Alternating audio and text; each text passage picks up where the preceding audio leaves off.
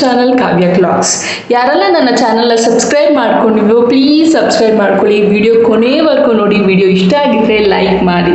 So ಈ Sunday ವ್ಲಾಗಲ್ಲಿ ಪೂರ್ತಿ ನಾನ್ ವೆಜ್ ಆಗಿರುತ್ತೆ. ಸೊ ಏನೇನು ವೆರೈಟಿ ಮಾಡಿದ್ವಿ, ಏನೇನು ತಿಂದ್ವಿ, ಎಲ್ಲಿಗೆ ಹೋಗಿದ್ವಿ, ಯಾರ್ಯಾರು ಬಂದಿದ್ರು, ಸೊ ಪೂರ್ತಿ ವಿಡಿಯೋನ ನಾನು ಅಪ್ಲೋಡ್ ಮಾಡಿದ್ದೀನಿ.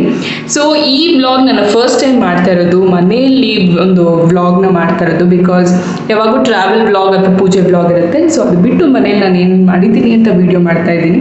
ಸೊ ಮೊದಲಿಗೆ ಬ್ರೇಕ್ಫಾಸ್ಟ್ಗೆ ಮಟನ್ ಬಿರಿಯಾನಿನ ಮಾಡ್ಕೋತಾ ಇದ್ದೀವಿ. ಅದಕ್ಕೆ ಕ್ಲೀನಾಗಿ ತೊಳೆದಿರೋ ಮಟನ್ನು ಸೊ ಹಾಗೂ ಕುಕ್ಕರಲ್ಲಿ ಬೇಯಿಸ್ಕೋಬೇಕು. ಫಸ್ಟು ಎಣ್ಣೆ ಹಾಗೂ ತೊಳೆದಿರೋ ಮಟನ್ನ ಹಾಕ್ಕೋತಾ ಇದ್ದೀವಿ. ಆಮೇಲೆ ಇದಕ್ಕೆ ಉಪ್ಪು ಹಾಕ್ಕೋಬೇಕು. ನಾನು ಯೂಶ್ವಲಿ ನಮ್ಮ ಮನೇಲಿ ಜಾಸ್ತಿ ಕಲ್ಲುಪ್ಪೆ ಯೂಸ್ ಮಾಡೋದು. ಆಮೇಲೆ ಒಂದು ಸ್ಪೂನ್ ಅರಿಶಿನ ಹಾಕ್ಕೋತಾ ಇದ್ದೀವಿ.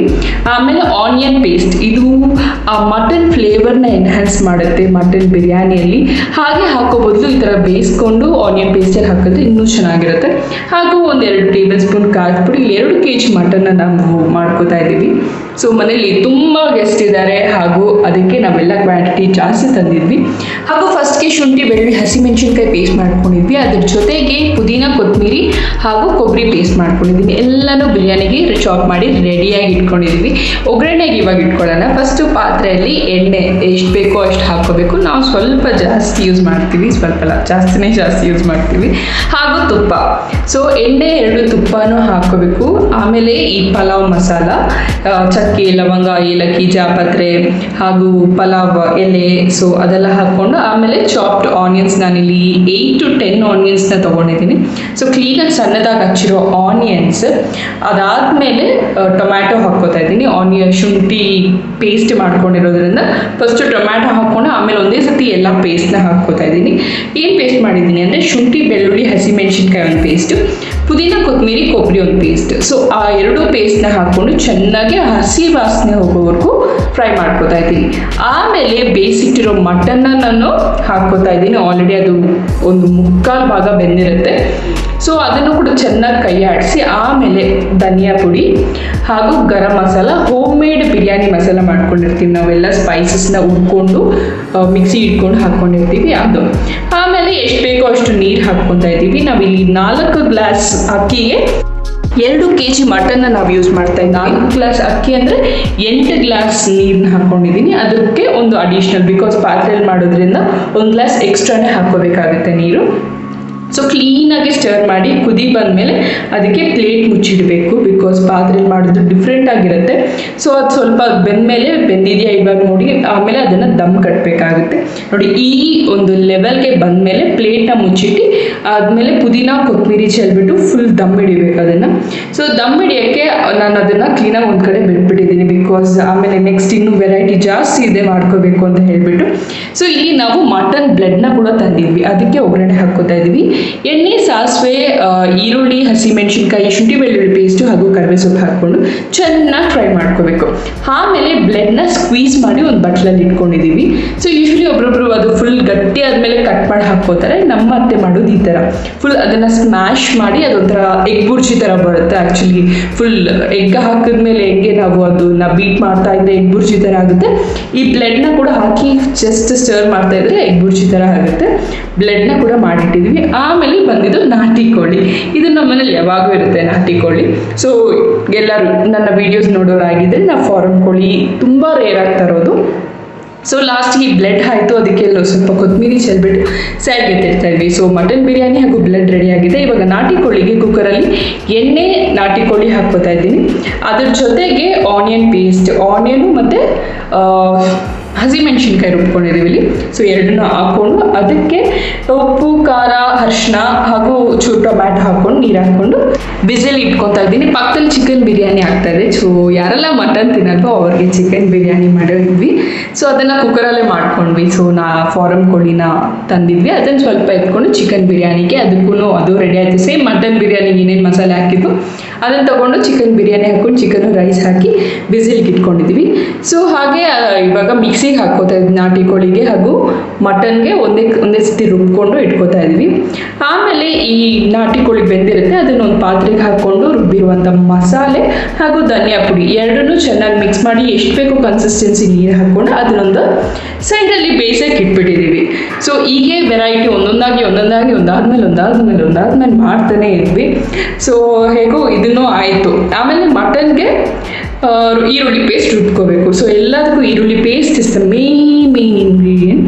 ಮಟನ್ನ ಕೂಡ ತೊಳೆದಿಟ್ಕೊಂಡು ಸೊ ಟೋಟಲ್ 4 kg ತಂದು 2 kg ಮಟನ್ ಮಾಡ್ಕೊಂಡ್ವಿ ಹಾಗೂ 2 kg ಸಾರು ಮಾಡ್ಕೊತಾ ಇದ್ವಿ. ಎಣ್ಣೆ ಸೇಮ್ ಪ್ರೊಸೀಜರ್, ಎಣ್ಣೆ, ಮಟನ್, ಉಪ್ಪು, ಖಾರ, ಅರಿಶಿನ ಆ್ಯಂಡ್ ಆನಿಯನ್ ಪೇಸ್ಟ್ ಹಾಗೂ ಟೊಮ್ಯಾಟೊ. ಸೊ ಸಾರು ಮಾಡಬೇಕಾದ್ರೆ ಟೊಮ್ಯಾಟೊ ಹಾಕ್ಕೋತೀವಿ. ಟೊಮ್ಯಾಟೊ ಹಾಕ್ಬಿಟ್ಟು ಅದನ್ನು ಚೆನ್ನಾಗಿ ಸ್ವಲ್ಪ ಬೇಯಿಸ್ಬಿಟ್ಟು ಆಮೇಲೆ ನೀರು ಹಾಕಿ ಲಿಡ್ ಕ್ಲೋಸ್ ಮಾಡಿ 1-2 ವಿಸಿಲ್ 3 ವಿಸಿಲ್ ಇಟ್ಕೊತೀವಿ. ಸಾರಿಗಾದರೆ 3-4 ವಿಸಿಲ್ ಮಟನ್ನು. ಸೊ ಚಿಕನ್ ಆದರೆ 1-2-3 ವಿಸಿಲ್ ಆ ಥರ. ಸೊ ಅದಕ್ಕೂ ಕೂಡ ಮಸಾಲೆ ರುಬ್ಬಿದ್ದೀವಿ. ಸೊ ಈ ಮಸಾಲೆಯಲ್ಲಿ ಏನೇನು ಹಾಕಿದ್ದೀನಿ ಅಂತ ಒಂದು ವಿಡಿಯೋ ಮಾಡಿದ್ದೀನಿ, ಲಾಂಗ್ ವಿಡಿಯೋ, ಮಟನ್ ಸಾರ್ದು ಹಾಗೂ ಚಿಕನ್ ಸಾರ್ದು, ಬಿರಿಯಾನಿದು. ಅದರ ಲಿಂಕ್ನ ನಾನು ಕೆಳಗಡೆ ಕೊಟ್ಟಿದ್ದೀನಿ. ಲಾಸ್ಟ್ಗೆ ಮೊಟ್ಟೆ ಹಾಗೂ ಸಲಾಡ್, ಮೊಟ್ಟೆ ಬೇಯಿಸ್ಕೊಂಡು ಈರುಳ್ಳಿ ಹಾಗೂ ಸೌತೆಕಾಯಿನ ಕೊಯ್ದಿಟ್ಕೊಂಡಿದ್ವಿ. ಸೊ ಮಟನ್ ಕ್ಲೀನಾಗಿ ದಮ್ ಹಿಡ್ದಾಗಿದೆ. ಸೊ ನೋಡೋಣ ಹೇಗಾಗಿದೆ ಅಂತ. ಸೂಪರಾಗಿ ಸ್ಮೆಲ್ ಬರ್ತಾ ಇದೆ. ಸೊ ಯೂಟ್ಯೂಬಲ್ಲಿ ಸ್ಮೆಲ್ನ ಕೂಡ ಕಳಿಸೋದಾಗಿದ್ರೆ ಎಷ್ಟು ಚೆನ್ನಾಗಿರ್ತಾ ಇತ್ತಲ್ವ. ಸೊ ಅದನ್ನು ಕ್ಲೀನಾಗಿ ಫುಲ್ ತಳದಿಂದ ಫುಲ್ ಕ್ಲೀನಾಗಿ ಮಿಕ್ಸ್ ಮಾಡ್ಕೋಬೇಕು. ಬಿಕಾಸ್ ಎಣ್ಣೆ ಎಲ್ಲ ಹೋಗಿ ಕೆಳಗಡೆ ಕೂತಿರುತ್ತೆ ಹಾಗೂ ಪೀಸಸ್ ಎಲ್ಲ ತೂಕಕ್ಕೆ ಏನಾಗುತ್ತೆ ಕೆಳಗಡೆ ಹೋಗಿ ಕೂತಿರುತ್ತೆ. ಅದಕ್ಕೆ ಕ್ಲೀನಾಗಿ ರೈಸು ಮತ್ತು ಪೀಸ್ನ ಮಿಕ್ಸ್ ಮಾಡಬೇಕು.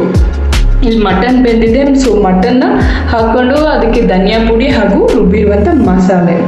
ಸೊ ವೆರಿ ಸಿಂಪಲ್ ರೆಸಿಪಿ, ಆದರೆ ದ ಟೇಸ್ಟಿಯಸ್ಟ್ ರೆಸಿಪಿ ಅಂತ ಹೇಳ್ತೀನಿ. ಸೊ ಇದನ್ನು ಹಾಕ್ಕೊಂಡು ಎಷ್ಟು ಬೇಕೋ ಸೇಮ್ ಕನ್ಸಿಸ್ಟೆನ್ಸಿ, ನಿಮ್ಗೆ ಗ್ರೇವಿ ಬೇಕಾದರೆ ಸ್ವಲ್ಪ ನೀರು ಕಮ್ಮಿ ಇಟ್ಕೊಂಡು ಗಟ್ಟಿಯಾಗಿ ಮಾಡ್ಕೊಳ್ಳಿ, ಚೆನ್ನಾಗಿರುತ್ತೆ.